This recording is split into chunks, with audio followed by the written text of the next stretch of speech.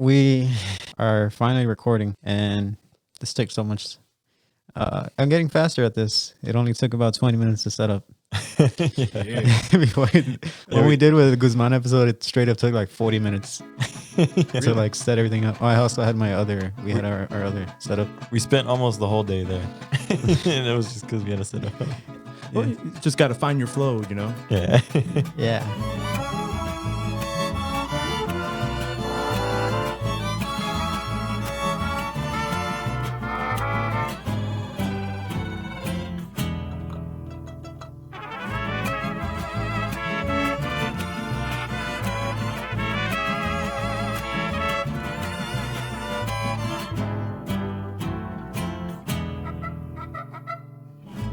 Well, in case y'all didn't know, you heard another voice. That is Mr.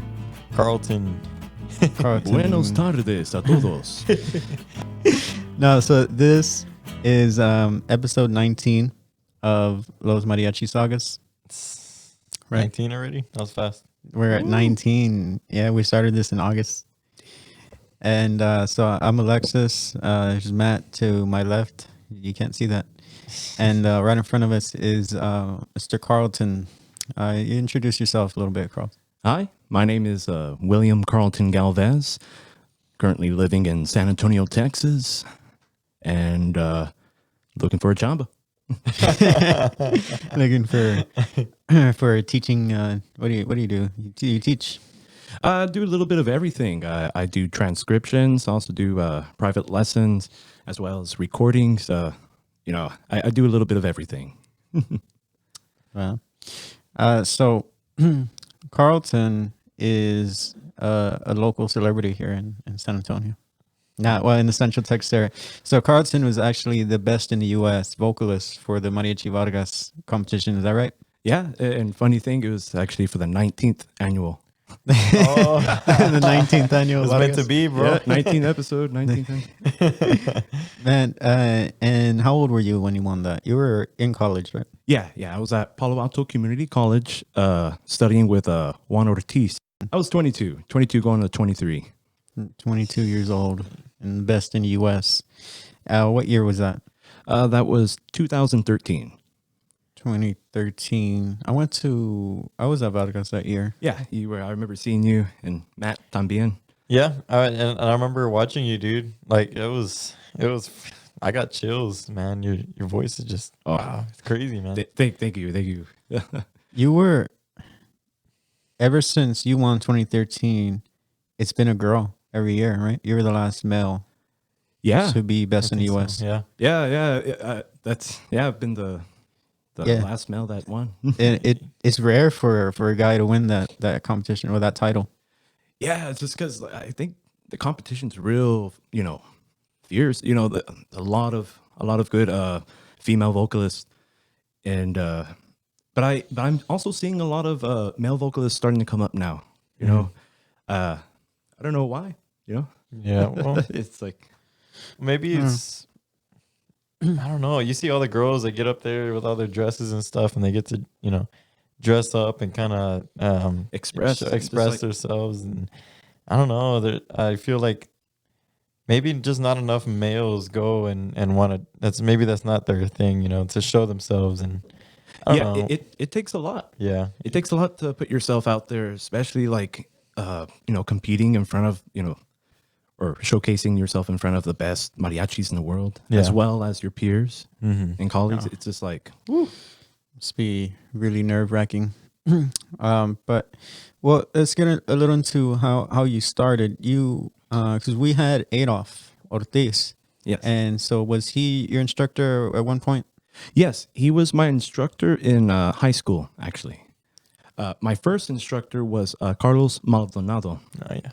You grew up in Kyle? Yes, actually in Uland, right next to him. Okay. Yeah. And so how old were you when you started music? Were you was it always something you wanted to do? Music, something I really enjoyed. It was something that was a part of my life. My mom was always playing music in the house, always showing me new stuff, and as well, I'd be going to church every Sunday with my great grandparents, my grandparents, and my sister.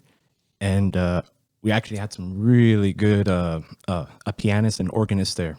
The pianist, her name was Miss Frankie. She was actually my science teacher at Wallace Middle School. Oh, okay. And the organist there, her name was Miss Winnie. She was in her like late 80s. You know, walked real slowly, but when she got on that organ, woo, she would get down. She tore it up. Yeah. And, So then I guess it started in church, your music. Wow. yeah, because I mean, tonal. You learn about tonal harmony in church music, and one of the cool things about my Miss Winnie, she was my Sunday school teacher, and you know she would what she would do sometimes in our class. We would sing, you know, he's got the whole world in his hands. He's got the whole world. Well, she would do this thing, would be like, okay, let's see who can play and sing faster, you know. And so she would pick up the speed, and then she would also modulate too. You know? Oh, okay. She would go up in half steps, down. You know, it was this. I bet that was a lot of fun, man. It was, you know, she had such a creative mind, but I didn't, you know, I was just a kid. I was just like, this is fun, you know. Yeah. But now looking back, I see the genius that, you know, that she had, and it's man, it's just real blessed to have her, you know. Yeah, that must be real fun because even now when you modulate, you're like, oh, that's badass. Yeah, it just lifts up the emotions. Yeah. You know? So when did you start mariachi? Was that until middle school? Mariachi, I actually started in 4th grade. In 4th grade? So what happened was, okay, let me get into it.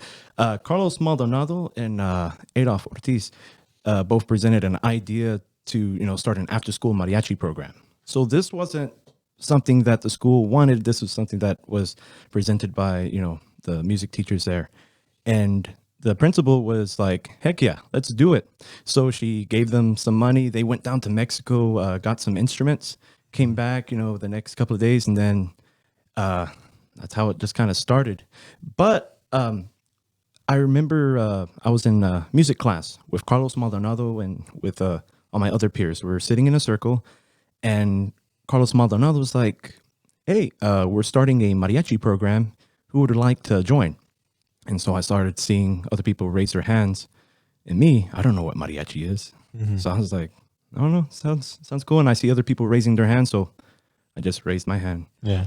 And so those people that raised their hand, he asked them, you know, to come up to the piano, and he just played a few scales like do, re, mi, fa, sol, fa, mi, re, do. And if, you know, I guess, you know, if we could sing a bit, he was like, cool, you know. So there ended up being about 30 plus students in the class. And we mostly started off with just vihuelas, guitars, and a couple of guitarrons. Yeah. No, actually a no lot violins. No violins yet. Violins were introduced in 5th grade. And that's when Carlos Maldonado started bringing some of the violin college students from Texas State or Southwest University at that time. It's crazy. He brought over at the time. Her name now is Amy Rabago, but her name back then was Amy Cavazos, Tina Luna. I forgot her other name. I'm sorry. My apologies. But yeah, they brought over some violin players to start training some of the students there. Your 10-year-old little mind was blown when you saw him play. Yeah, man. The first live group I ever saw was Mariachi Sureste. Oh, okay, yeah, the old Suroeste. Yeah, the old Sureste. But the very first, you know, before that, I had never heard of mariachi music, and you know, after we raised our hands, he showed us a video of Mariachi Vargas of Por Amor, Steven Sandoval. Oh yeah. And it was the PBS special. Oh, Where it starts off with them singing in the courtyard. Right. And so, you know, that's and how it transitions into the orchestra. That's what really won my heart with mariachi, because that video is such a perfect example of, like, you know, it's just showing how it, you know, mariachi originally is, and now it's showing what mariachi is transforming into, you know, this combination of like the classical world and this folk music. It's I just remember getting chills when I heard that video, and I knew at that moment that I really wanted to dive more into it to just discover what made it magical. Yeah. Dang. And so this is on. You're in 5th grade at this point, Mhm. and then what instrument were you playing at this time? Because you're one of those multi instrumentalists Oh yeah, I started off on guitar. on guitar. Yeah, I had a green guitar. You still have it? No, but it's still there at Wallace. Oh, it's there. Oh, He, Mr. Maldonado tells me it's still there. Just the paint's chipping. Wow. It's finally true. Yeah. Well, it's got a lot of history there. Oh yeah. Hey, I'm curious. What school was that? Hemphill. Hemphill. Yeah. Okay. Originally, before I was going to Kyle Elementary, Okay. from kindergarten to 2nd grade, Mm-hmm. and then they built Hemphill Elementary, actually right across from my my church. Oh yeah. No, that's cool. I went to Kyle Elementary School for a little bit too, but that's cool. Yeah, Matt and Carlton are Kyle. Our old stomping grounds. What bro. do you? What are people from Kyle called? Kyle Salan. Kyle Kyle Slans. Kyle Slans. Yeah. Kyleations. Kyle So when you did the middle school, and Carlos Maldonado was the instructor there in middle school. Mm-hmm. Yeah, because what happened, we, the group that started, went on to 5th grade, and then they were going to go to middle school. So then there was that debate where they were deciding whether to continue it or not. So in 5th grade, we actually competed at the Mariachi Vargas extravaganza, and we didn't place, but we actually had to compete in the middle school category. Oh, really? Yeah, because Even against some good middle schools. yeah. Wow. So, but that gave us, a good exposure, that experience of playing on stage. But the sad thing was that we didn't get to see Mariachi Vargas. Oh, yeah. Didn't it change to where like they come with the tickets, right? For the Yeah. concert later on. Yeah, they did. Oh, okay. Yeah, because Matt went every year. No, well, and then I remember soon after they changed that, they changed it again to where you actually have to pay for the ticket again. Yeah, I like in the think. band. And Yeah. They'll Oh, change man. it. But this is, I guess, in a way, two different generations of Kyle Mariachi right here with Matt and Carlton. Yeah, it's, You literally paved the way for Matt. Literally, dude. I remember. I think I told you once. I was like, man, I remember seeing you when you were in high school, and I was like, man. yeah, dude. I was in middle school, all fat and shit. oh man, that's cool, man. That means a lot. I really looked up to you, man, when I was there. So when did you develop that monster voice that got you national, best in the U.S.? Well, it's been like a work in progress ever since I was a kid, because even before I got into mariachi, I really enjoyed listening to classical music, like Pavarotti, Placido Domingo, and I always loved to imitate, opera singers. So when I was at home by myself, I would be there in the house, with like, just singing along, and it's just, a funny story. 4th grade talent show. That was when Attack of the Clones came out. No, I really enjoyed one of the songs on there, and I ended up actually taking one of those songs and adding just opera to it. Like I just added vowels. Yeah. It was like, wow. Dude. and I just started off like that. That's some cool. people loved it. Some people made fun of me, because there's this kid with really long curly hair singing with a very like, just, and and that's kind of how it started. It just started with experimenting, and then let me tell you a funny story. So what we were doing is we were just singing Solito Lindo, and we're seeing like who could sing it more opera-ish, De la Sierra Morena. And I never really applied the opera technique, that I was trying to develop, when I was a kid to mariachi, because I couldn't figure out how to. Yeah. But just in the bus with my friend, just playing around and doing it, Carlos heard me and he was like, I want you to do that. And I was like, okay. And so I did. And when I did that at the performance, I just remember the faculty looking at me and they just kind of like surprised and everything. And I got a lot of compliments afterwards. And so after that, I was like, okay, I'm going to try to find how to implement that. Yeah. Oh, that's crazy, man. Because you hear about, people, they they say, oh, you just got to work with it. You got to learn. You just got to keep working with your voice. You literally experimented with your voice and sat there and just like just experimented with it, man. Played with it. There were a lot crazy. there were a lot of little things that I did as a kid that a lot of that you would see as like vocal exercises. Another thing that I did too for the 5th grade talent show was I did this thing with my mouth like a trumpet. I was like, wow. So I did Take Me Out to the Ball Game. Oh yeah. So that's actually a really good exercise, like lip buzzing, like, because what that does is that it helps train the diaphragm to work. Use just that proper amount of air for that specific note, So by doing the mouth trumpet, I guess in that same time I was training my diaphragm to match with those notes. I would also memorize my family's phone numbers too, by the way the dial tone sounded. Oh, okay. Dang, yeah, you I'd be like, literally used everything. Yeah, I saw music and everything as a kid, Yeah. And sometimes that would get me in trouble in school because I'd be banging on the desk sometimes. I'd be like, or I'd be imitating like different sounds in the room, Another thing about me, I have ADHD. Oh. I get easily distracted by little things, and also another thing too, also have a speech impediment. From kindergarten all the way up until 5th grade, I was in special education. Oh, okay. For my speech impediment, and once I got into like grade school, it was mostly just a couple of class periods that I was just a couple of hours that I was just in the class for my just for teaching and everything like that. And so what I found is that music has a beautiful way of unlocking your mind. And helping to just focus your mind and also just your impulses too. Yeah. So that helped you a lot when it came to focus and stuff like that. Yeah, it did. It changed my life. Yeah.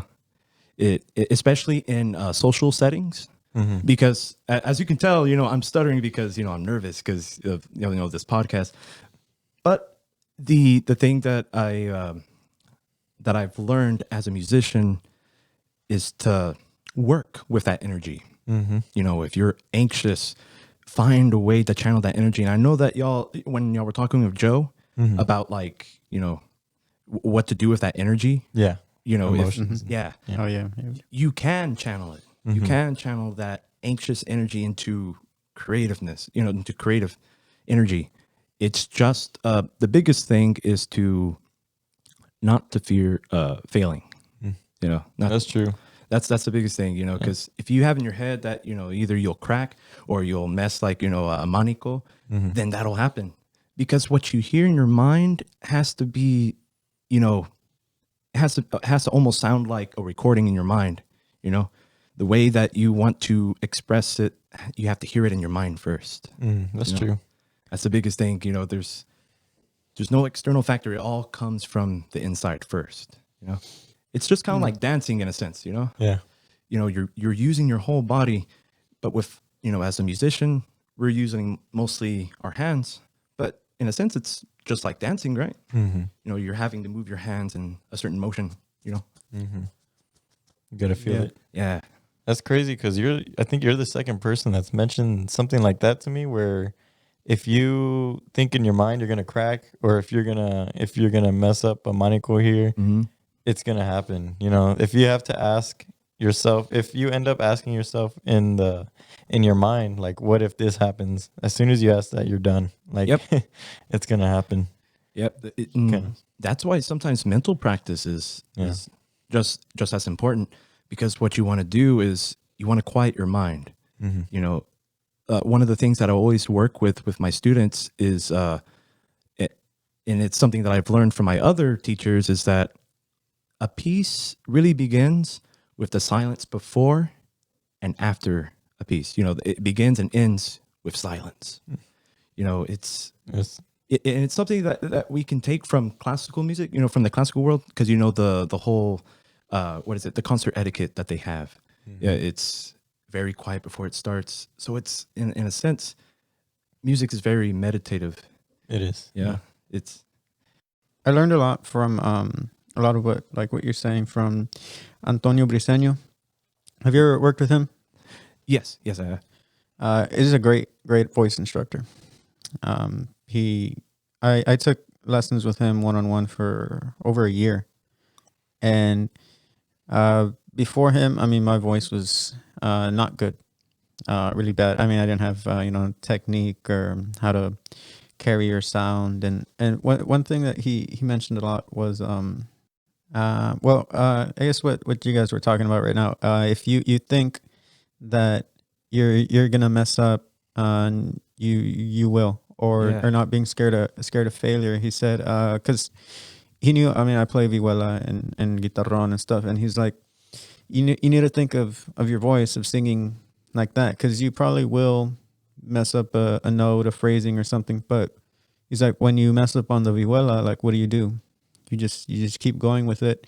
You try to switch that chord as quick as possible. If you play the wrong chord, Yes, you just try to make it less noticeable. You just just go with it. And it's the same with your voice. To not be scared to mess up a note, to mess up, or if you do, be quick to adapt to that mistake. yes, exactly. Because once we react to that mistake that we make, then we throw ourselves off of rhythm. It's because I see a lot of musicians, that will make faces when they mess up. I'm guilty of it too. Like, you crack where it's like a little flat, and then they go like. I've even see some people where they make like full complete turns, and like they'll throw their head up in the air and stuff. Man. And it's like, no, don't do that, because to the listener, when to regular people that are just listening to the music, they're not analyzing your technique. They're focusing on the big picture. As musicians, we'll focus on the very small details. We'll nitpick every little thing. Be like, oh man, that G sharp was flat. Oh, I slowed down there, or some. But the listener is just focusing on just the bigger picture of it. And if we look at every any piece of music, even groups like Cobre or Vargas, they have mistakes in there, but the whole picture of it is there. They don't let the mistakes throw them off. They, like you said, they just kept playing. Yeah. And it's almost like Guitar Hero. When we first learn an instrument, our goal is to just kind of get up to at least 85-90%. Then we're like gig ready. It's like, but, if we're down there at like 70%, where it's like, boom, boom.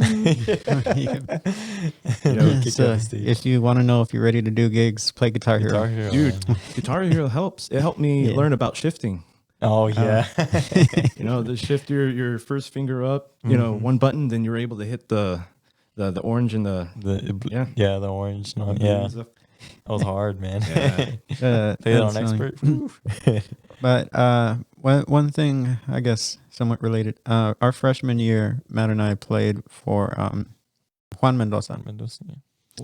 And one thing that he said that even now, it's still I still think about it every once in a while, is he said that he performed one time for this crowd in Mexico, like at a festival. But there was like maybe 2 people there. I don't know exact reason, but there's almost nobody there. And he just gave such a bad performance because he was like, well, there's nobody here. He's like, why try? Why even give a performance? And that his aunt was there and saw what he did. And she gave him the scolding of a lifetime. She was like, it doesn't matter how many people were there. If nobody's there, if 1 million people are there, when you're out there, when you're going to perform, you perform like if there's 1 million people there or not. You perform the best that you prepared yourself to do. And so that's something that I remember every once in a while when say the crowd in gigging environments, they're just not into it, or there's not a lot of people there, or even if you have a bad day, you have to perform, as the best that you can. Just keep going. 110%. Yeah. Yeah, and Nat King Cole said the same thing too. In an interview that I listened to from another musician's experience with him, he said that before Nat King Cole played this one song, he was muttering, saying like a little prayer to God, like, oh Lord, let me play this piece the best I can, and then afterwards, he blew the people away, the studio musicians there with his playing, and then the guy asked, I'm sorry, I said Nat King Cole. I said, so Louis Armstrong. I'm talking about Louis Armstrong. Oh, okay. Oh. The musician is like, how do you do that? How do you just let all that emotion come out, just here in the studio without any people in front of you? And Louis said, like, well, I play for the Lord because he gave me my talent. And I play for my wife because she'll love me no matter what I do. And so You sound just like him too, man. oh yeah, yeah. It's like Yeah. So it's from that interview. What I took from it, and what that guy learned from it, was that you always have to play with someone in your heart. That's the best way to do it. Even if you're not, like you said, if you're performing in front of just two people or for a crowd that's not responsive, you should tune in to your mind or into your heart, just singing for someone that you love. And that's actually like one of my secrets, as well. To be best in the U.S., and go back to that, at Mariachi Vargas, it's very difficult because for the people that don't know, it's a vocal competition that happens every year. They sometimes have elementary, they'll have middle school, high school, and university. And they'll pick their top 3 from each category. And on top of that, there's only one person who wins best in the U.S. So it can come from any category. So it's hard to win that title, or even to be a finalist, because you have to be a finalist to get there. Yeah. You have to submit your recordings before, and a lot of people don't make it. So then you're on stage performing in how many judges are about 6? What did you find? Yeah, about 6. About 6. Mariachi Vargas and mostly Vargas, right? Mm-hmm. And they'll have like a couple of other like professional vocal teachers there. Mm-hmm. And then they'll judge everything you do, what your eyes are looking at, how you dress, how you stand, how you move your arms, if you smile or you don't, or when you're smiling, or cause sometimes you don't want to be smiling when you're talking about dying. Yeah, exactly. That's one thing that some high school directors tell their students to do. They're like, just always smile, always smile, just be smiling, and they're singing like Amor Eterno. I'm like, no, don't smile. That's creepy. That's weird. But so you had to communicate that emotion, that expression through your songs, through your song selection, through your voice. And I think that's the most difficult thing to do, because it's so hard to teach, to tell somebody to express a song, to express emotions through their voice. Yeah. And still to this day, I'm like, there's things I know, like I want to do. It just doesn't always come out.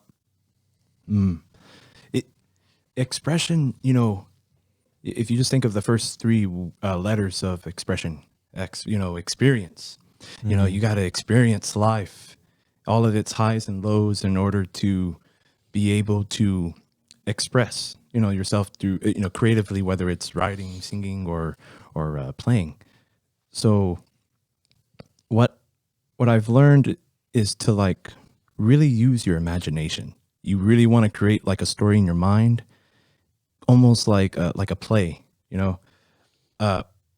like for instance, like Hurame, I just kind of think of it like, I think of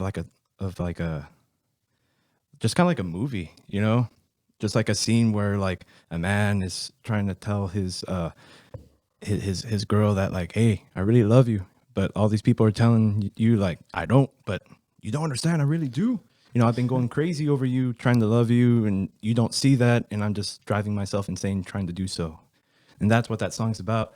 And funny enough, like I had gone through a pretty bad breakup 3 months prior to the vodka's competition. Is that what you saying? Kurame? Mhm. You sing? Yeah.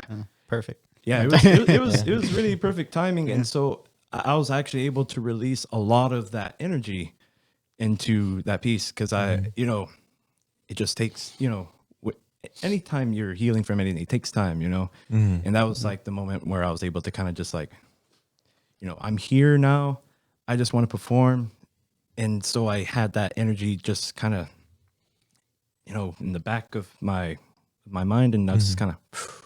Just let it go, man. And that's a perfect example, I guess, of what we talked about with Joe, letting those emotions sometimes take over. Channeling it in the right way. I blacked out. Like I don't remember performing.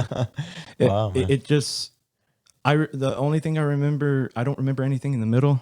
I just remembered the very last note that I hit. Wow, man. Yeah, because I remember my heart was pumping, dude.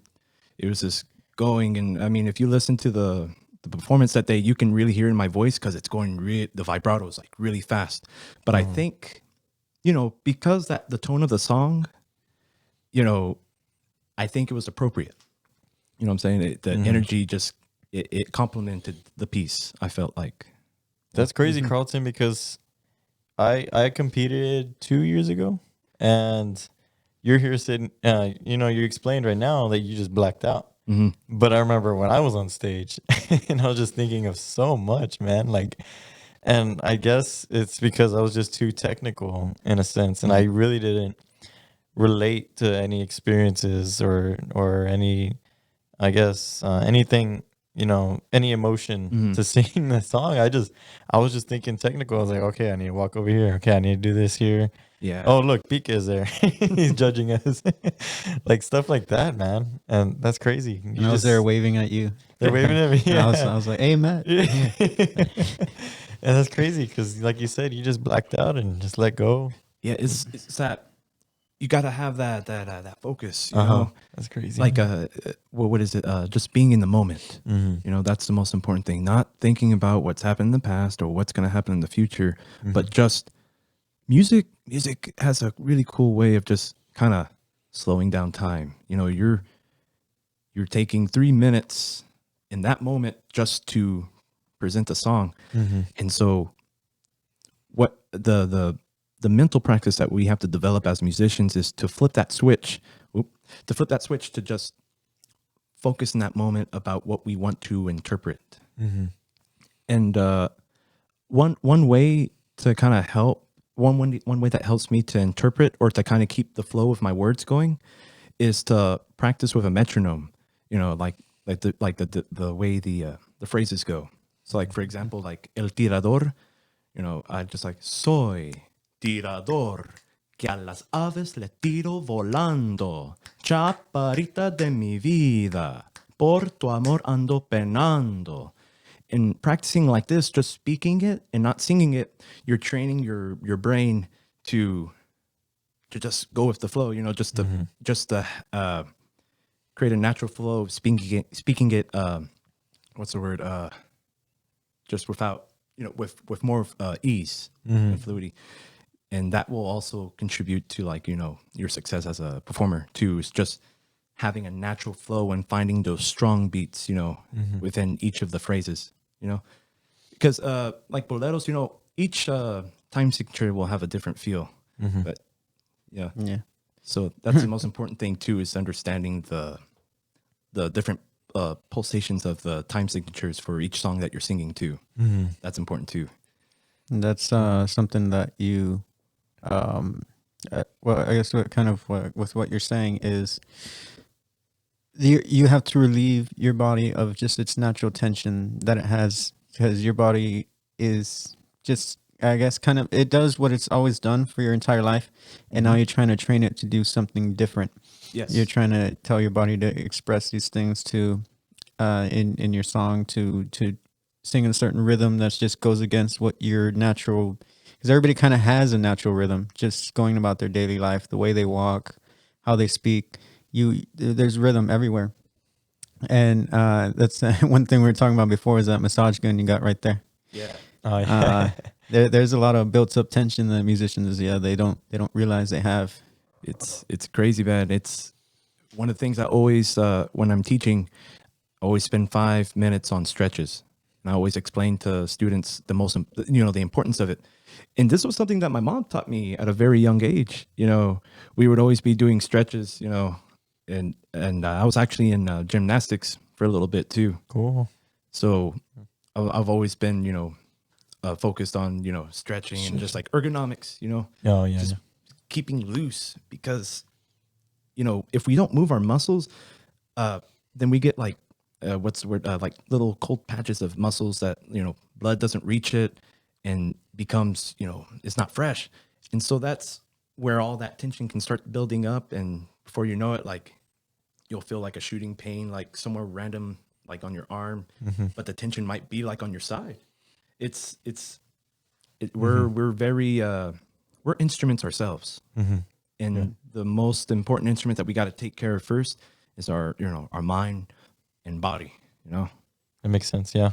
Because we're the ones playing the instruments. Yeah, because the health of our physical bodies is really important. And that was something that I learned in at San Antonio College during one of my music literature classes that I was in with Dr. Fabrique. She was talking about like the lifestyles that some of the like the prodigies that they have. They have to stay in shape. They have routines. They eat, sleep. They make sure that they're in tune so that they can perform at the top of their musical abilities. Yeah. Because you know how it feels. If you had a long day of chambas, how the next day you feel. Yeah. Like, Can't tell you how many times. You look at your view and you're like, not today. Or Or you try to sing and it's like, yeah, dude. Especially on the Sunday mornings. Oh, yeah. After gigging, man. Can't even talk. your voice is really deep. But so you, in high school, you were pretty much fully invested, I would say, in music.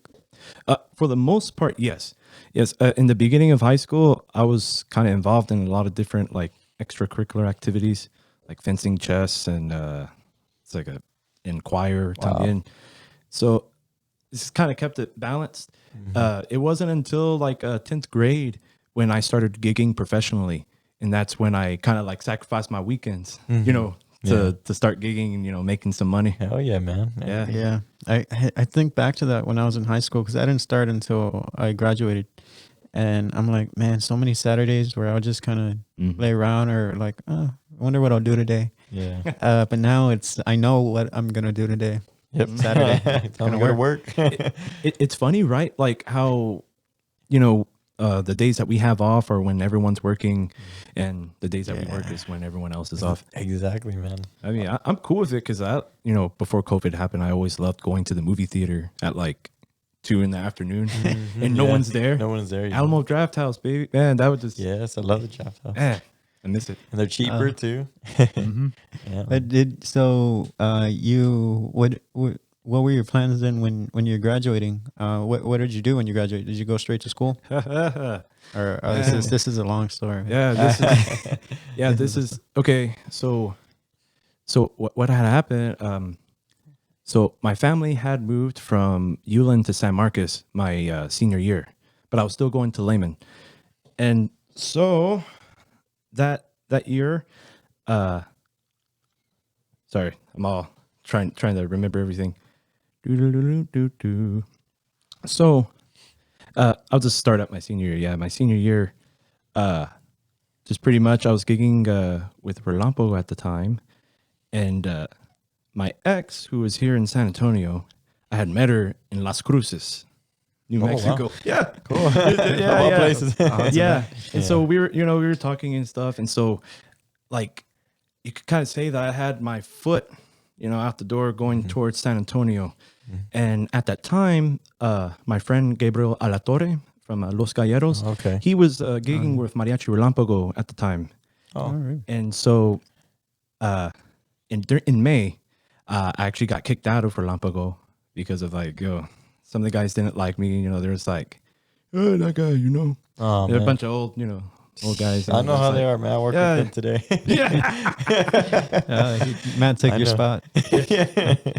But but like I never really let them push me around, or like I didn't let them peer pressure me into Yeah. like drinking. Of course, So that's good, man. I didn't, I wasn't like bros with them. So that's why it was easy for them to let me go and everything. Yeah.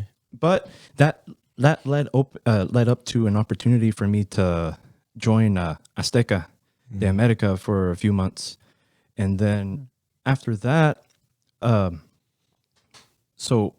had moved to San Antonio, and I actually went to Palo Alto College because my 11th grade year I competed at the La Fiesta del Mariachi competition with Okay. with Lehman High School, and I sang. And right after our performance, Juan Ortiz came up to me, and he asked like, "Hey, what are your plans after high school?"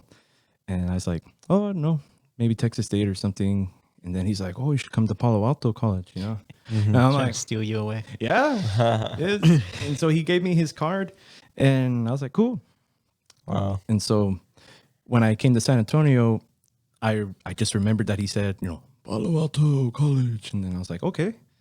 I was like, You heard that voice. "Yeah." I was like, "I'll go to Palo Alto." Maybe he was outside your door. Maybe, yeah. It's like a Palo Alto. Okay. In your dreams, and you hear it. So I started going to Palo Alto College, and I played with Mariachi Palomino, and at that time I wasn't even focused on music classes. I was focused primarily on just my core classes, because I actually didn't even know what I wanted to do with my life. I didn't know if I wanted to be a teacher. I didn't even know if I wanted to go to school. Like, I didn't really make any efforts my senior year to Go out there. because a lot had happened that year. My great grandma had gotten sick, and we had to cancel, Thanksgiving and Christmas because of that. It's tough, man. Yeah, and she ended up passing away later that year. So, I'm sorry to hear that, man. oh, it's all good, man. She's resting better. She's resting now. And resting in paradise. But it's after that, moving to San Antonio, it was like a fresh start for me. Got to actually help start up a group, Mariachi Los Soberanos, with Manuel Posada. Oh yeah. And I had met him originally when I first started coming to San Antonio at my 10th grade year with my friend Nicole Reyes and her father, Mr. Reyes. They actually got private lessons with Manuel Vargas because of them. Wow. Yeah, he would drive me and Nicole to San Antonio every other Saturday, and we would get voice lessons with Manuel Vargas at his apartment complex. They had like a little office space, that you could rent out. I know Nicole, man. She's cool. Yeah, she great vocalist, man. Yeah, man. She is really good. Well, but that's cool, man. I didn't know that. Wow. Yeah, and funny story. One time, Manuel Vargas wanted to go to Houston to go to some random fish market, and so Nicole's dad is a private pilot. And so we all got into his plane, flew to Houston. We ended up not finding the fish that he wanted. Until we went back to the airport, and the plane wouldn't start. Oh, So we were stuck in Houston for about 3-4 hours with That's crazy. Manuel Vargas. And Just wanted some fish. Man. yeah. that's crazy though, man. Oh, that was a long day, man. It was a long day. Random story, but That's funny. yeah, that I was real grateful for that experience. And so we also got to do some concerts with Sangre Mexicana. That was his group's name at the time, Mariachi Sangre Mexicana. And we performed some songs with that group. We did La Negra Noche, and their guitar player was Manuel Posada. That was the first time I met him, and so that was when our paths had crossed at that time. And Wow. yeah, it's a small world, Small world, man. Yeah. right? And so I met Manuel Posada again at a Louisiana gig with Azteca de America. All the people at that gig it was me, Tiki, Gino, Pee Wee, Huicho, Gil, and who else was that? Not Richard. No, not Richard. Those are the only few that I can remember right now. But yeah, that gig ended up being kind of crazy out of town gigs, you know how they can be. And you know, I was 18 years old, and I'm like, oh my god, all these people getting drunk and you know, drugs and all this. I was like, oh my craziness god, left and right. And your mama said to stay away from that. My mama said, yeah, I had to get out there, you know, and you know, and I had gotten tired of like getting pushed around, you know, by like, you know, the older guys and stuff. Yeah. And my last gig with that group ended up with an argument with the guitarón player there. You know, he was picking on me, and I just happened to just say, "Chinga tu madre." And then he said to me like, "What did you say?" That's always the response. And I said, "Chinga tu madre." I said it clearly without any hesitation. And me not knowing Spanish, I had no idea what that meant. Like coming to San Antonio, I was starting to really learn about like, you know, the Mexicano culture, you know, I was just being around it. Yeah, like it's been such a great experience living here in San Antonio. But like that moment, you know, that was a breaking point for me, like just with dealing with musicians like that are just pushing you, you know, they're pushing buttons. And so I ended up leaving that group, and I went with Manuel Posada at the time, and he was like, "Hey, I'm going to start a group and everything." And so that's how that started. Yeah, you can't let those people push you around, man. Nah, and the thing that sucks is that people like that, it makes it real difficult to perform in a group. It's not fun. You don't feel comfortable in the group. And it's not. And clients see that too. Yeah. You know, musicians get so some musicians get so lost sometimes in like the bullying and the pushing buttons in front of clients that they don't realize that they're, you know, that they're doing it. It's just, you know, they train their minds and bodies just to act that way and just be responsive like that. And I mean, hey, it's fun to, you know, pick on someone every now and then, you know, just in a brotherly way. But there comes a point where it's just, hey, that's too much, man, you know. Yeah. Come on. You know? Yeah, it's better to keep it healthy. We've talked about it before. Mariachis can be ruthless, man. You can't. So then I guess the next few years was you in and out of school then, basically? Yeah, just focusing primarily on just core classes and also just studying, I guess, you know, gigging and everything.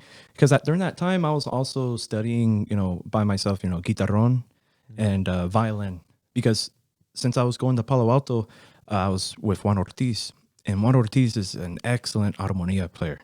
Like I learned a lot about him, about, you know, vihuela and guitarrón technique, as well as, you know, the different runs that you can do, as well as like different positionings too on the guitarrón. So, you know, my time wasn't wasted during that. You know, I was still in school, and I was still expanding myself musically at the same time. I was also networking too with different groups around town. I also helped out Las Coronelas. I helped out Vanessa Del Fiero with her CD. Cool. That she did. So helping out on Sundays helped let that connection, you know, with that group. So was that like a time for you where, you know, because you before that you were like in Kyle. Yeah.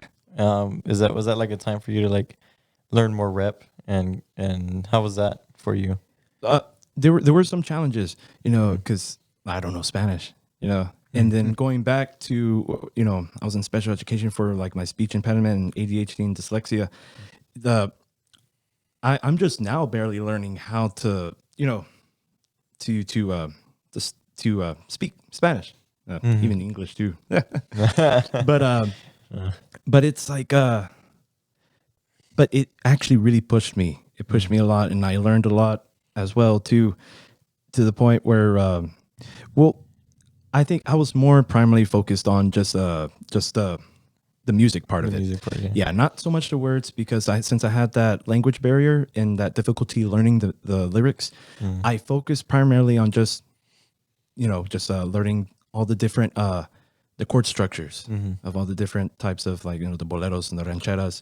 So I honestly didn't really study too much of like the deeper rep, you know, like the caballos and all that. Yeah. But I focused primarily on just like the the tonality of mariachi music. Mm. You know, it wasn't until these last 4 years I'm actually focusing on studying the lyrics and the rep. Okay. Because I was actually trying to get by with just being a instrumentalist instead of a vocalist. But my friend Gabriel Alatorre, who gave me a fair warning before coming to San Antonio, said that, you know, you'll get by a whole lot easier by just knowing, you know, by being a singer mainly than an instrumentalist. And with that voice, man, you can't let it. Yeah, and unfortunately, I had to learn a lesson. My voice actually went out. Really? My voice went out 2015. Dang. I was in a car wreck and it just threw me off, dude. Like that was like a real hard year for me, and I was dealing with a lot of like pain, body pain. Oh, like so I know that a lot of my the vocal problems were coming from my diaphragm, and I wasn't able to make a nice clear connection with it because of just hidden tension in my body that I didn't know where it was, you know? Yeah. So that whole year I was really studying about, you know, just how the body works, like different stretches to help unlock certain areas of your muscles, also pressure points too. And that's when my focus with the students really became like, hey, you know, stretching is really important, you know? Oh, man. That's crazy. During this time, you were still playing with, I guess, were you mostly a freelancer? I guess. Yeah. So sorry, I know we back. Oh, yeah. Jumped all around. So I was with Mariachi Los Soberanos for 3 years. In my last year with Soberanos, I was starting to help out Campanas de America.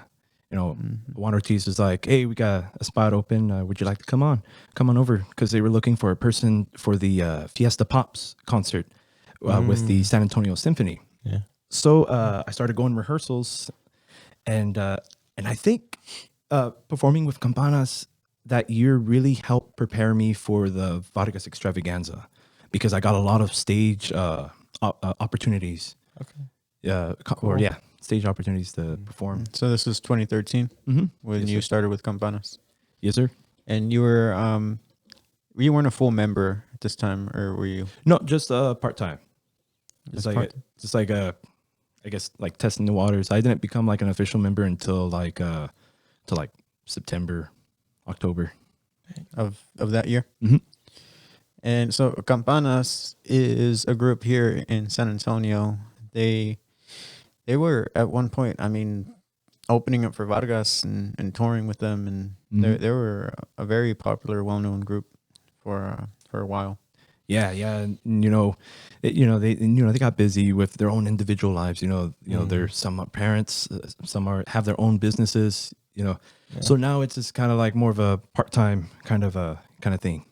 Yeah, this is how it works. You've talked now quite a bit of teaching students. How did that happen? How did you get into that teaching at schools? So what happened was in 2014, my friend Danny Cantu was telling me that Southwest ISD was going to be starting a mariachi tutoring program, the first of its kind. Oh. And I was like, yeah, I'm down.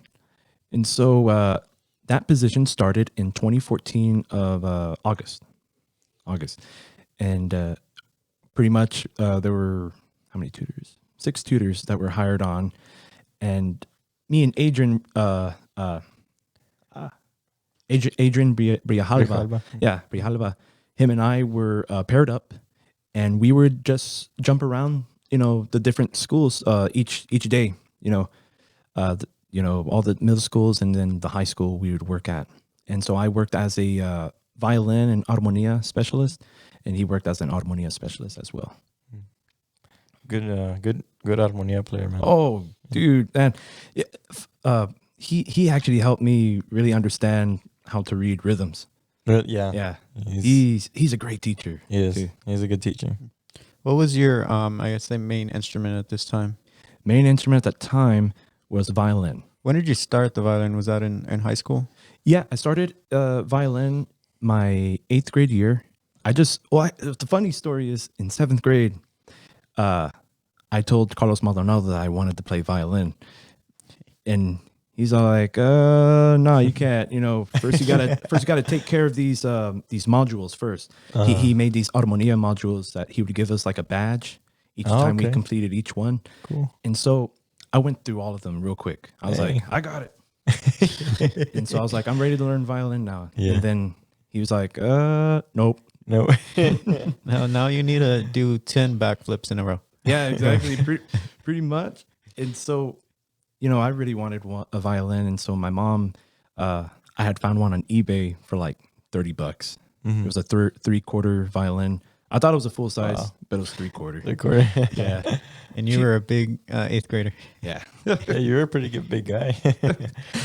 and she bought it for me, and she got me an Essential Elements book, and I just taught myself at home. Cool. Yeah. I would sit in like grandpa's room because he had a DVD player in there. And so I'd just be, you know, plucking along, and I would just take out little tunes that I would hear on TV. Like I remember there was a spaghetti commercial that I took out by ear. And, also TV theme shows too, like I Love Lucy, Sanford and Son. I would take out those themes on my violin too. And so, you know, I was just experimenting. I wasn't aiming to be like famous or anything like that. I was just doing it because it was fun. I like to see how things work, and pretty much. Crazy, yeah. That's funny. I think it's funny how you said Carlos didn't let you make that switch. I remember I was in 8th grade and I was trying to go back to harmonia because at that point I was on violin. Oh, dang. Yeah, and I was like, I want to go back to vihuela because I already learned. And he was like, "What? Why? No, you shouldn't." But I was like, "No, I want to go back." But I think that's funny. And now you're like, man, should have stayed on. Nah. I love harmonia, man. Dude, me too. Like that's vihuela is like my preferred instrument. Yeah, I love it, man. It's. What would you say? Is that your forte? Yeah. Or would you say? Yeah. Vihuela is my forte, but like people don't know that, you know. Yeah, I remember you used to play a lot of vihuela before violin. Mm-hmm. Yeah, that's where my heart is, because I mean that's what mariachi music is. That's where all the rhythms are, you know. It is. And so I love keeping the flow. Yeah. Since you graduated high school, I mean, you played in different groups here in the area. You basically you stayed in San Antonio ever since then. So it's been what, 10 years? 10 years, yeah. Now in San Antonio. Easier. Man, it's a while. Yeah. Well, I mean, I have 5 in Austin, so I know what it's like. So you went to China right in 2018. Yes, sir. And what was that like? How did that come about? That was with Mariachi Los Trovadores, So, or kind of. yeah, Trovadores. Oh, I remember there's like that performance is getting passed around from different groups, and Israel finally took it. Yeah. I think Carlos Meda was offered it as well, and then I think it passed on to him.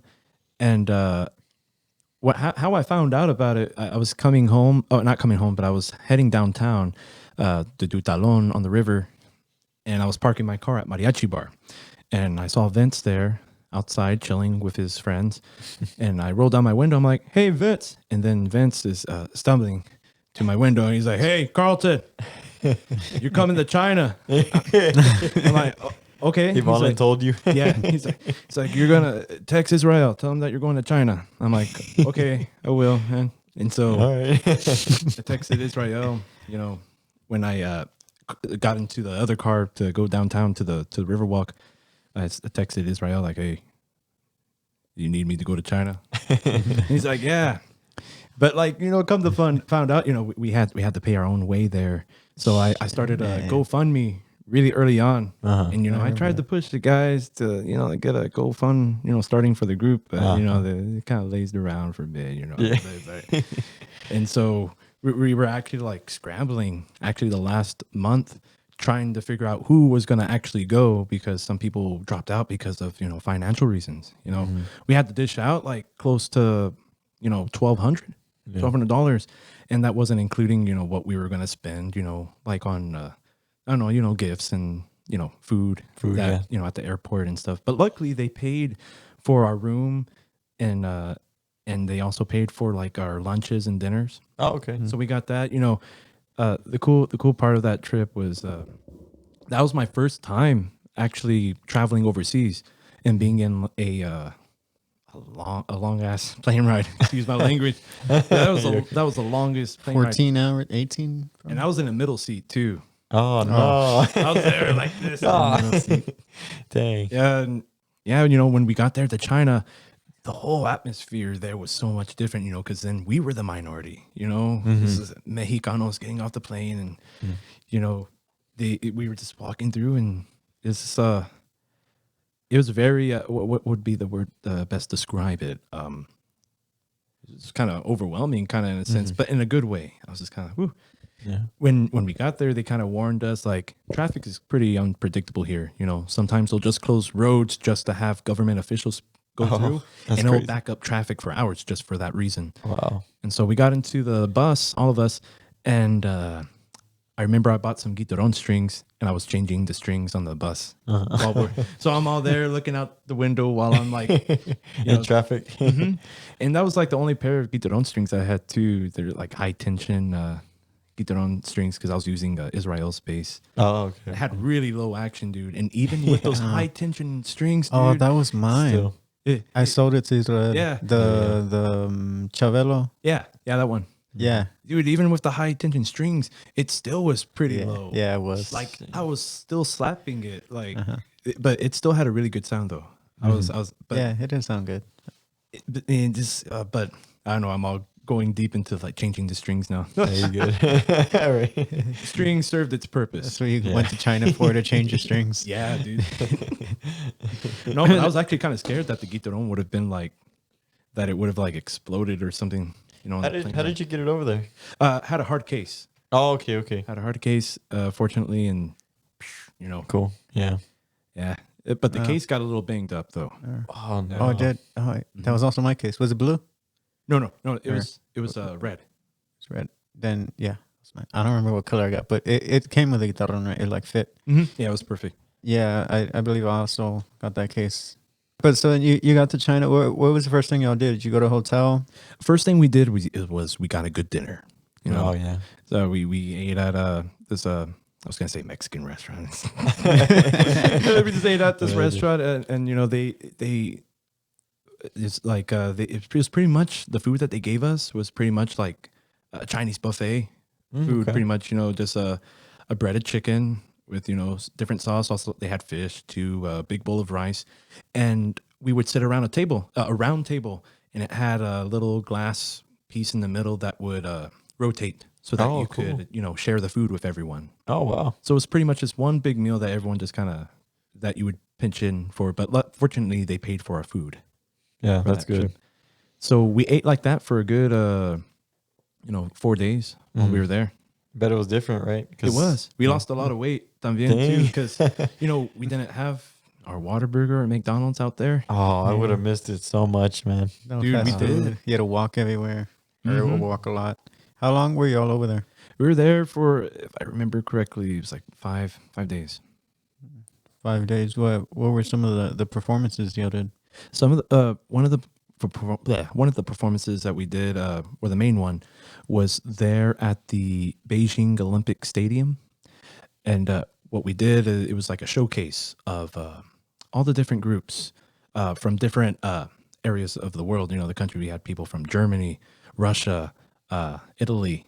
It was everywhere. This is a melting pot of just different performers, and so each group went on, performed in front of a panel of judges and, you know, people too, and yeah, it was just represent your country, and it was really awesome, man. During our breaks, we would actually jam out with the other musicians and dancers there during our off time, and you know, we would play stuff like Solito Lindo, and they knew the words. They would sing along. Wow. It's so cool how popular mariachi music is over in in the east side. You know, in Europe and Asia, it's just they really respect it, and they get excited. You know, their eyes light up when they see us in our suits and we're playing music. And you know, we felt the same way seeing them, but it was kind of like just like the energy there was just very high and just happy. And Was there any other mariachi? nope, it was just us. That's you. That's cool. Did you all come across any Hispanic people or people from Mexico or anything that you saw? I can't remember off the top of my head. Yeah, we came across some. If I do remember, I just can't remember any specific moments. But if I do remember, I remember maybe someone like "Viva Mexico!" Look over there. Hey, some guy from Go on the Italy. mariachi. So, how many times did you get lost? I didn't get lost too much. No, I was actually pretty. I was pretty good where I was. If I remember correctly, no one else got lost. We pretty much we stayed in the most, stayed visible. Yeah. One area that was pretty busy though that I felt like I would have gotten lost was downtown, where they have all the street foods. Like the fried scorpions and squid ooh man, the smell down that alley was something else. But like, man, my stomach was turning seeing like everyone eating all the different stuff. But You didn't try it? No, I couldn't, man. Oh, My stomach shit. couldn't. I would have. It was really crowded there, and if I would have, upchucked, it would have. I'm like, move everybody. Dude, that's crazy though, man. I would have got lost. But there you saw a mix of like everyone like you saw Americans, Mexicanos. There is this it was a very lively Very part diverse. of town. Wow. They even had a KFC there as well. Really? KFC is very popular in China. Dang. Is it actually KFC like here? Yeah, it's KFC. Wow. Yeah, well, no, they actually little differences. Oh, okay. I didn't try it, but I saw their menu. One place that I did try was Pizza Hut. Pizza. Oh, okay. Yeah, and their sizes are a whole lot different. Really? Their medium is actually a small. Oh shit. So, funny story. After we went to the Forbidden City, we went to this mall, which was like the North Star Mall of like pulgas and stuff. Okay. So they had name brand products there, okay. like little stands and everything. And we're walking around, and we were given a fair warning that the sellers there will stop you to sell stuff. They'll literally grab your arm and be like, "Hey, you want this?" I didn't believe it, and I actually had witnessed Checo getting harassed by one of the sellers, being like, "You want the scarf? Yeah, you want the scarf." And I'm there looking at him like, ha ha ha. And then one of the other sellers saw me, and she's like, "Oh, you want a scarf?" And I'm like, no. And then I was like, "No, I gotta go." And I tried walking away, and she grabbed my arm, and I'm like, "No." And it's like, "You want a scarf? I said it to you real cheap." And I'm like, I was like, "No, I don't want it." And, so I just said, I went really low. I was like, "I want it for 25." And she was like, "No, 200. Oh my god. I'm like, "No, 25, sorry." And she's like, "I'll give you 2 for 150. And I'm like, "No, I'm sorry, I can't." And I tried to walk away. She grabbed me again. Dang. And then finally she agreed to my price. I just didn't want it. Yeah. And so finally I had to run away. I literally ran away, and she tried chasing me too. Oh shit. She's like, "No, come." And I ran upstairs, and Oh man. I ran into Checo, and so a way that I found to avoid those kind of sellers, I pretended that I was on my cell phone. Oh, okay. That's perfect. I was just be like, "Ha ha ha ha," and the sellers would just look at me, and they wouldn't bother me. Wow. And it wasn't until I saw the Pizza Hut, and I was like, "Checo, let's go." Let's go get some beef. And it was the most quiet moment Oh. of the whole trip. Yeah. Dang. Well, I can't imagine what they would actually do to you if you actually wanted. Yeah. Well, apparently Alex Trevino, he actually got someone to like be like, "Free." Wow. Yeah. Like, I don't know how it happened. Dang. You'll have to interview Alex for that to give you the full story, but it was. Wow. He had to steal it. No. Yeah. No. But That's crazy. yeah. But where was after that? After that, so that whole day it was pretty cool. We visited the Forbidden City, and got to learn about a little bit of the history of that whole place, and then had that experience at the mall. And then the next day we had the opportunity to go to to perform at, I forgot what the theme park was, but it was pretty much like a Fiesta Texas, but in China instance. Wow. And we did a little parade throughout the theme park with all the characters there. That's and we cool. were playing, Relampago, Toro Viejo, just All the sones. Mhm. That's cool. sharing a bit of Mexico pride with That's people really, of China. You know, That's really neat. and they loved it, and it's so cool just seeing like people of different nationalities react to mariachi music like that. So they were really like really shocked and They're just moved by it. You know, it's just they have a really deep appreciation for this.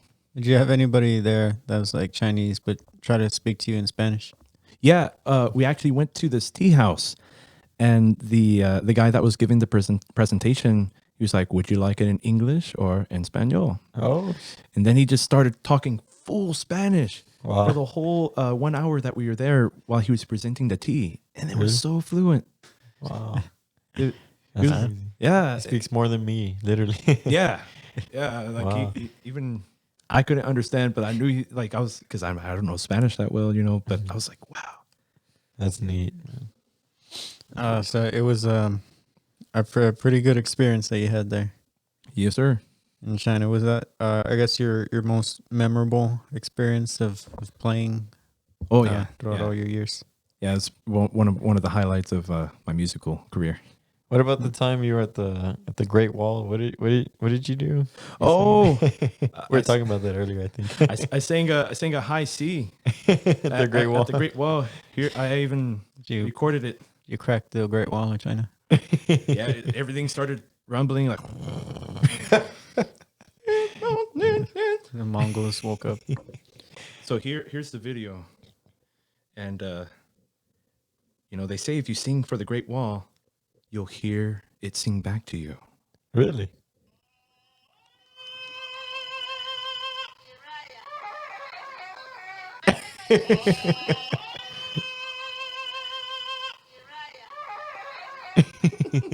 That's crazy, man. That was actually one of the folklorico singers, one of the dancers doing that. You said that back. That was a high C. Tarzan. Yeah, that was a see. C. Hey, how'd you do that? It's you just got to use less air, Wow. more support, less air, because I don't know. It's because I'm a tenor. I'm a tenor. So my vocal range, I can go up to a C, on a really good day. And that was a really good day. I was happy, relaxed, and everything else is like, let me try it. And I had just walked up the Great Wall of China too. Those steps are so steep that you're pretty much climbing at one point. Oh no. Yeah. So, That's crazy. so hitting high C's like that requires good breath support. More support, less air. What does that Yeah. even mean? You just kind of think of it like a car. The miles per hour are the notes that you want to sing, and the gas is the support. If you're going uphill, or say like you're going up a scale, in order to go uphill, you have to maintain the gas at a certain, pressure, to maintain 20 miles per hour. But if you're going uphill, if say you want to go up, 30 miles per hour, then you have to give the right amount of gas to accordingly do so. But you don't have to overdo it. It's just enough gas or support just to get you to that next note. Because what can happen is as we start to go up in our register, if we're not using the correct amount of air, it's like you're just say like that's not a good analogy. Sorry about that.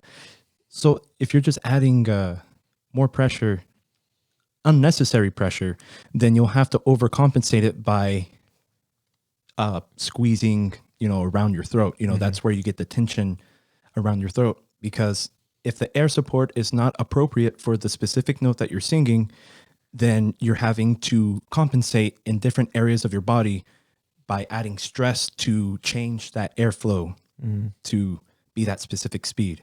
Right. When in reality, the speed of the air should be already controlled with the diaphragm and not controlled from the throat. That's like when you're talking about the car, it's like you're putting too much gas. Yeah, Probably flooding the carburetor. Mm-hmm. Away. Wow.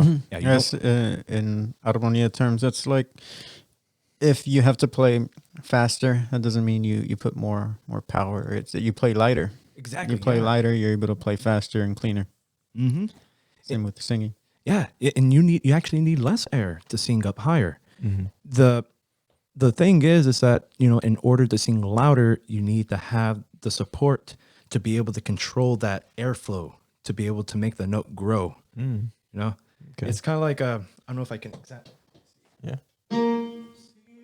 So,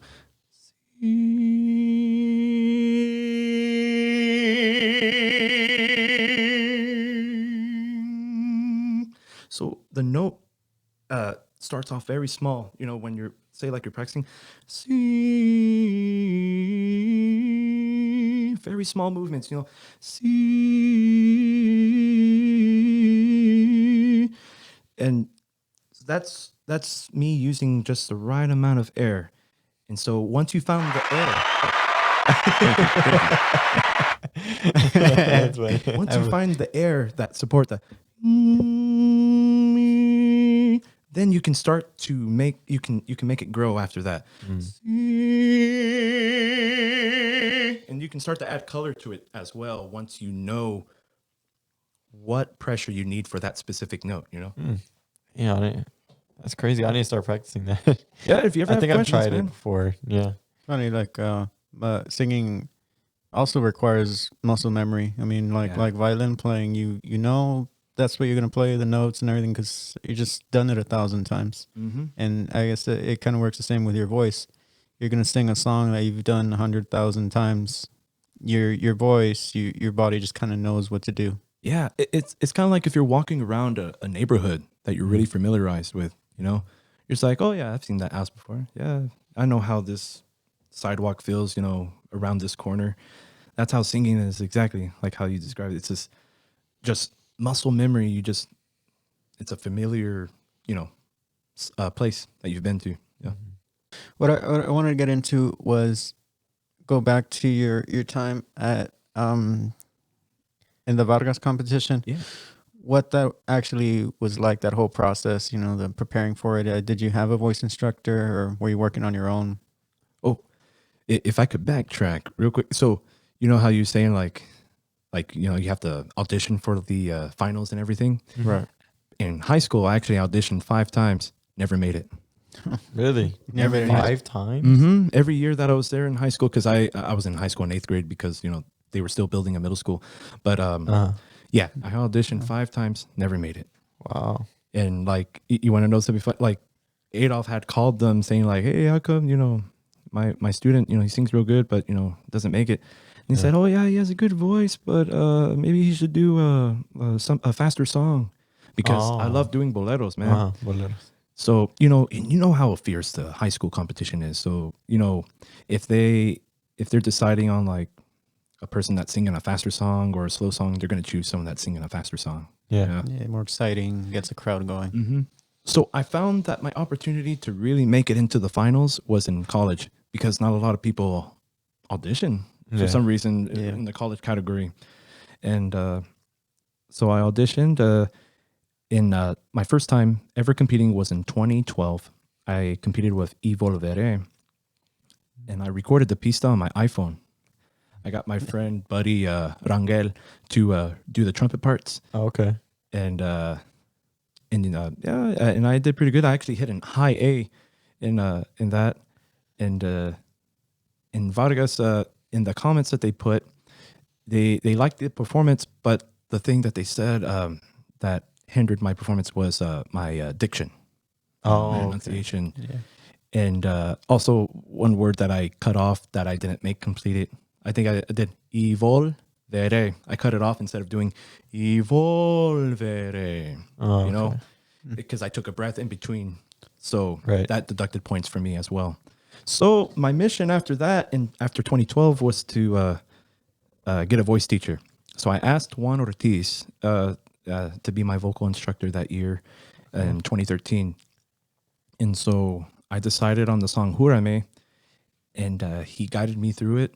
You know, he helped me a lot with my diction, because he's excellent. You know, he's el maestro, and he's also a piano player too. So he has that classical experience as well, and like accompanying me.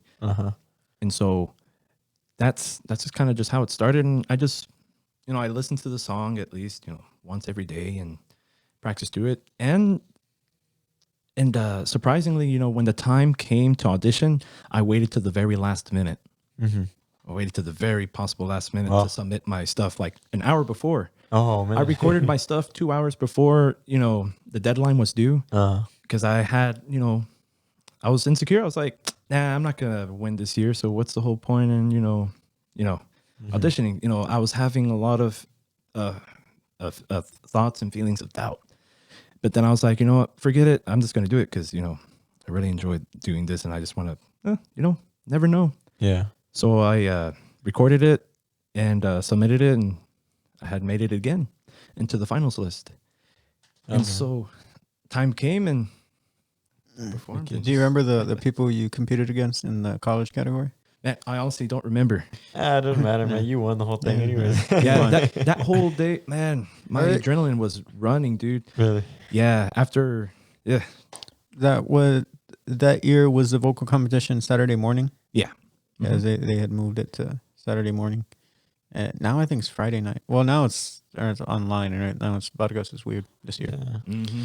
You prepared for your audition on your own, and then after you made it as a finalist, then did you work with somebody? Yeah, I kept on working with Juan Ortiz on Jurame. And I ended up doing it as my recital piece at Palo Alto. Oh, okay. Oh, cool. Mm.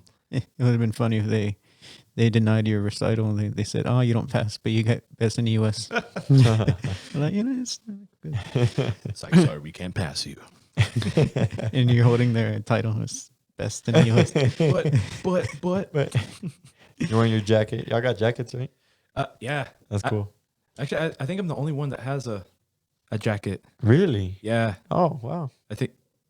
Yeah, I believe Oh, so. Because okay. she was like, oh, this is an idea that I have for the best in the U.S. Oh, okay. You're the first one, and I'm like, oh yeah. That's But cool, I haven't man. seen anyone else with one. I think. Oh, man. That's I need crazy. to ask. I need to ask. And so college is always at the end of the performance, either if it's the whole group or just a soloist. So I mean, you were there for I'm assuming a while, and then being backstage or in the green room where they take you before.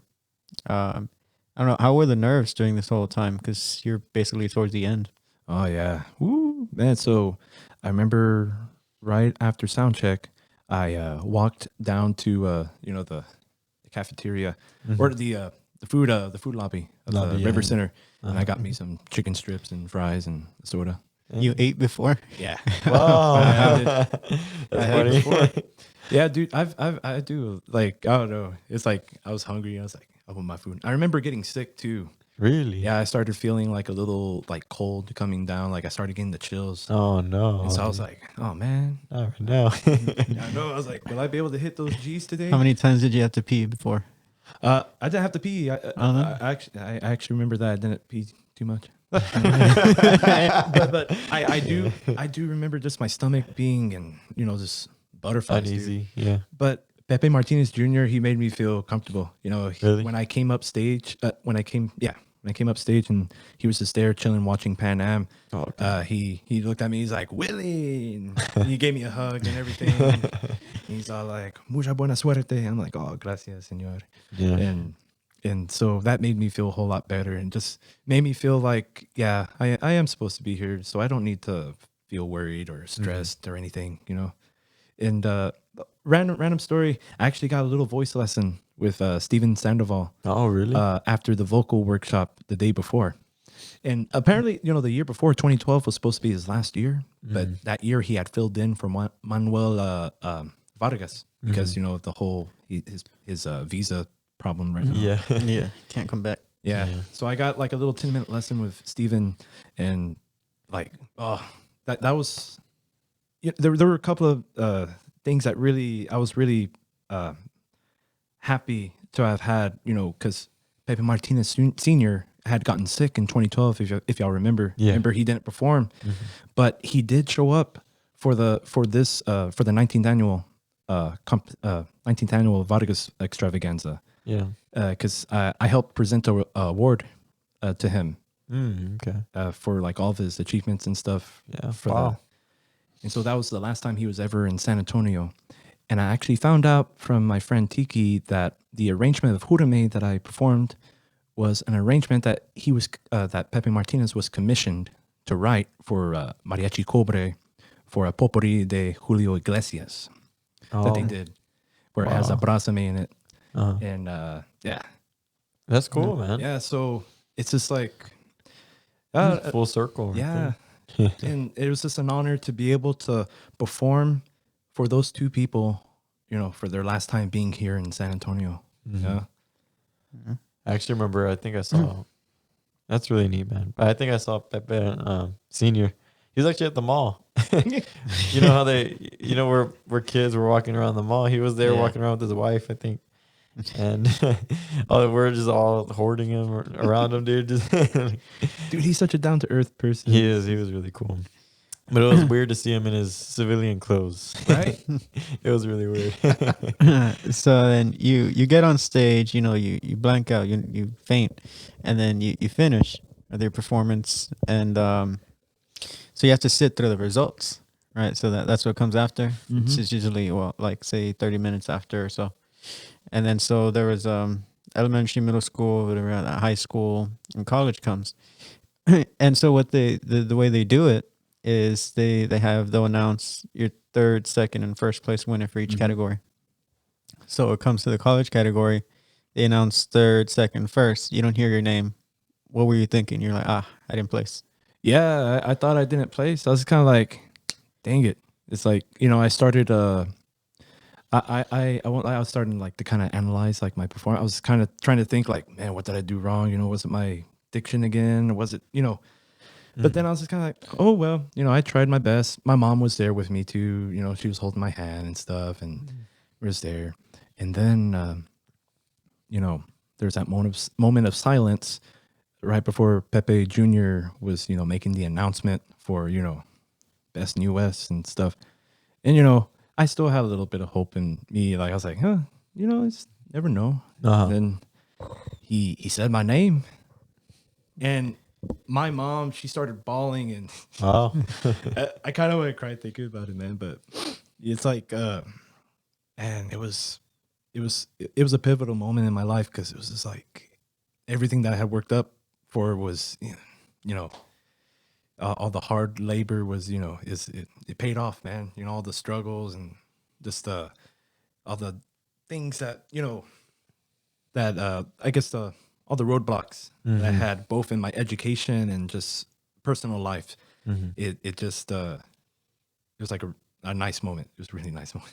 It definitely paid off, man. I mean, it was a hell of a moment to recognize all your accomplishments. Not just musical too. So yeah, man. It's sorry, man. I guess you could call it kind of like a Mount Everest. Yeah, because it's like Best in U.S. It's like that. Everyone sees it as like this, a high achievement. Yeah. And then once, and it is, but like once it's achieved, after a few years after winning it and everything, it's like nothing really changes. Like you still have to practice. Yeah. Still gotta, Yeah.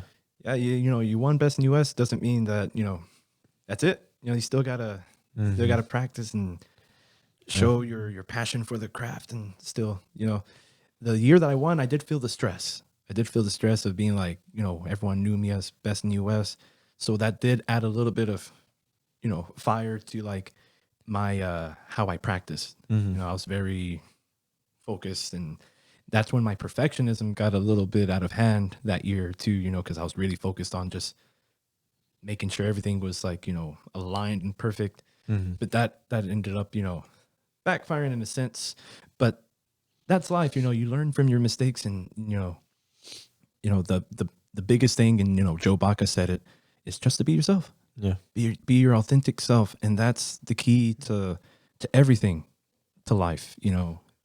It's just to be yourself, because when you allow yourself to just be yourself, then those opportunities they just unfold in front of you. You it's just, life becomes more fluid. You're not having to wear a mask or having to impress someone. It's just you're living your life to its truth. It gets tiring. Yeah, it does. And it's just it's It makes things easier when you do that. That's good. I mean, that just emphasizes more on Joe Baca's on what he said, because you could have easily said, oh, I guess I'll do a song, I'll do what Vargas or what the judges want to hear, but you didn't. You stuck to what you felt was your voice, what you feel like the type of singer that you are, and it paid off at the end. Yeah, it was like Rudy. Like Rudy, the movie. Rudy. Willie. So you had something pretty crazy happen. So it was you, Vince, and Israel, correct? Yes. The three of you got selected to play at the Houston Opera. Mm-hmm. And I mean, what was that like? You were there for what, a month? 2 months. 2 months. Yeah, we left November 2nd, and then we came back around like December 22nd. Mm-hmm. And so yeah, they had us come out to Houston. We all three got an Airbnb, a nice little house, about only 15 minutes away from the opera company. That's And perfect. Yeah, it was, man. It was nice, and so, man, when we first got to the opera, they gave us the music in advance. Mm-hmm. They gave us a score about 2 months prior. Oh, okay, that's good. With a little MIDI track, not MIDI track. It was the pianist playing through all the the orchestral parts and the melodies.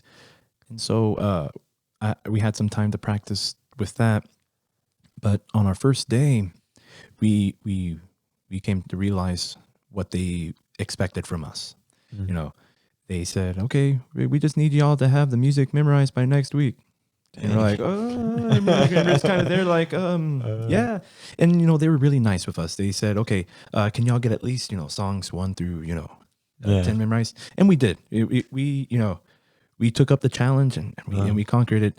And the reason why they wanted us to have it memorized was, it was due because they were going to have us walk around the stage. Mm-hmm. We were pretty much just walking around while having to look at the conductor. Mm-hmm. And there were times when we couldn't see him while we were playing.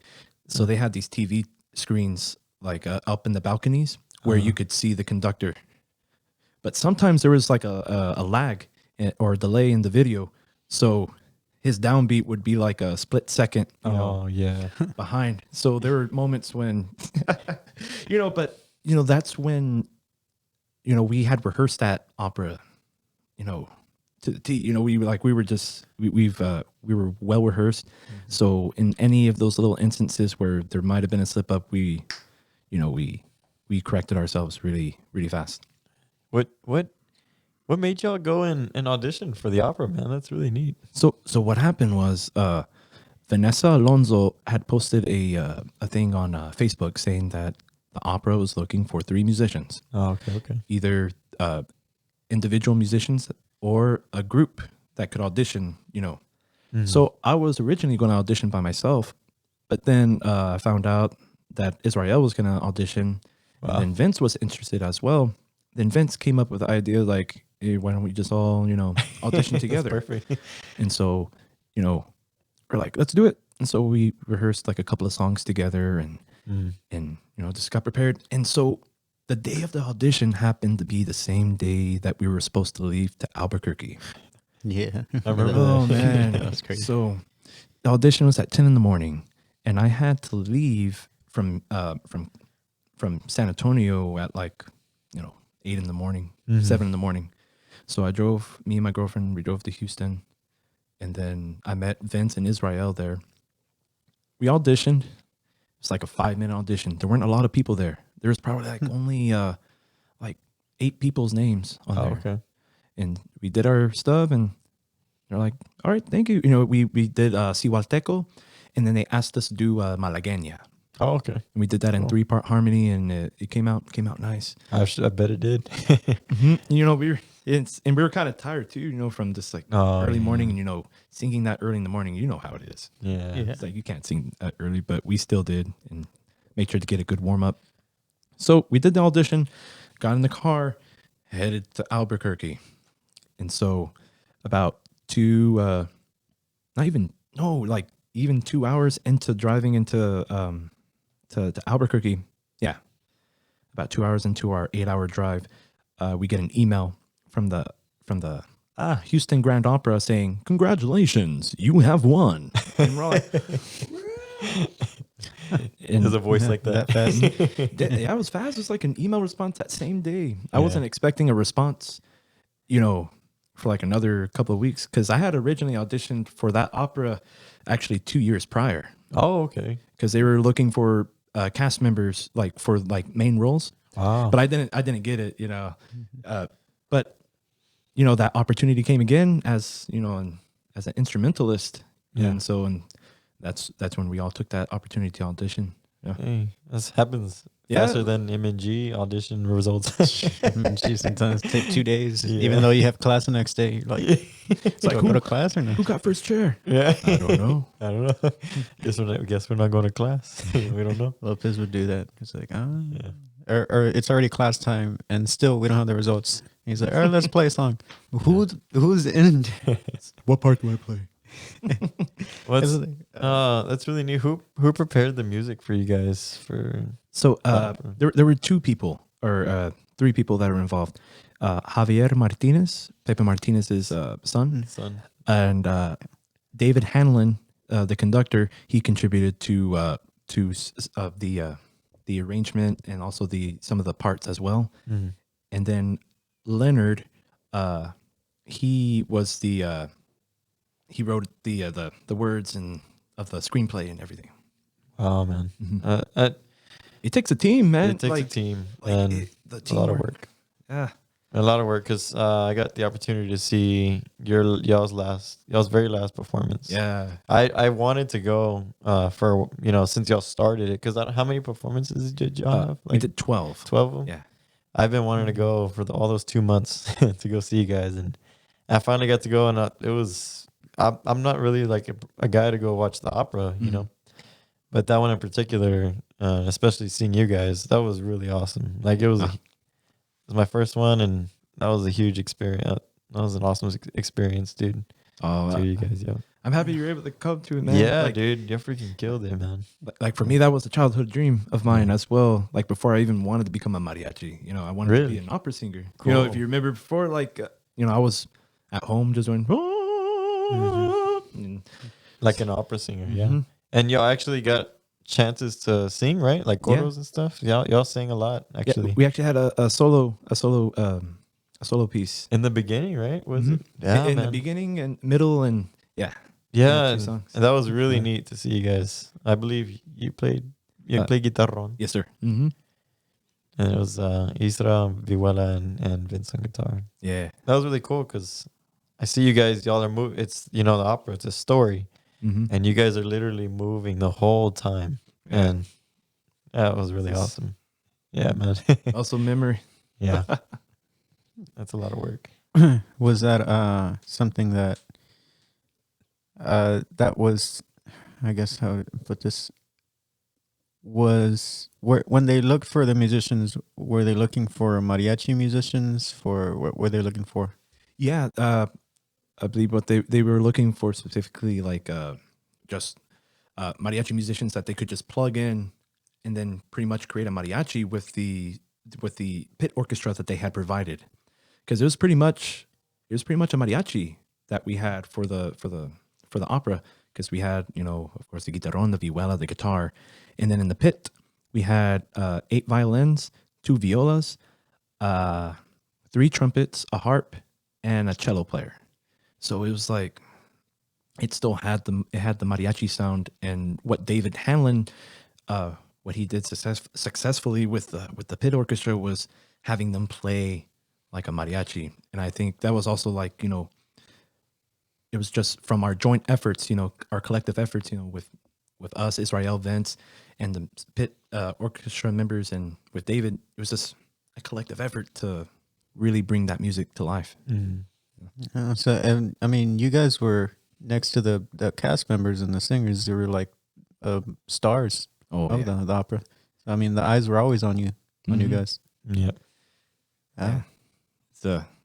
Just felt like felt like I was at a chamba, you know, in a sense.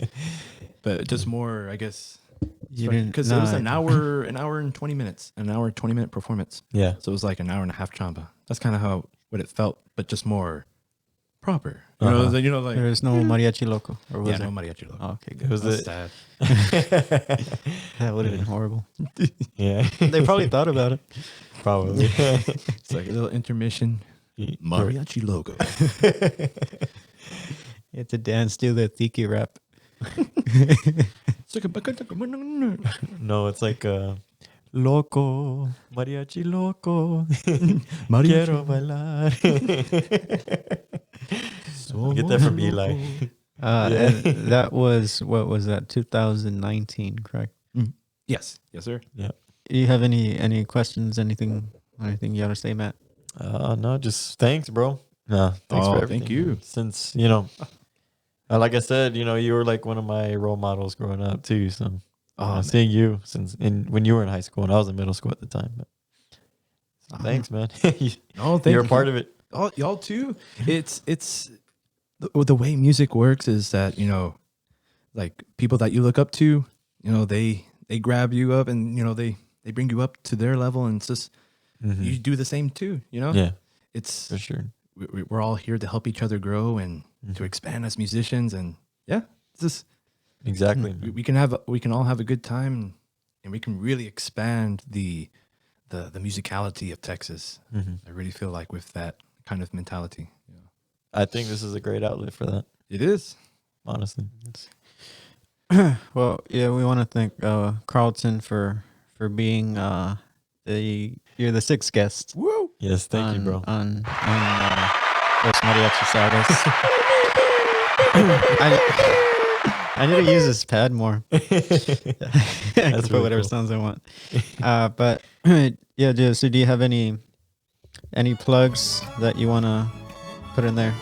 Anything? Always practice with the metronome. Love your neighbor. Always listen to the guitar player. Practice singing every day. Sleep, eat, check your engine oil every day. But so this has been episode 19 of Los Mariachi Sagas. We'll see you guys. See y'all. Bye.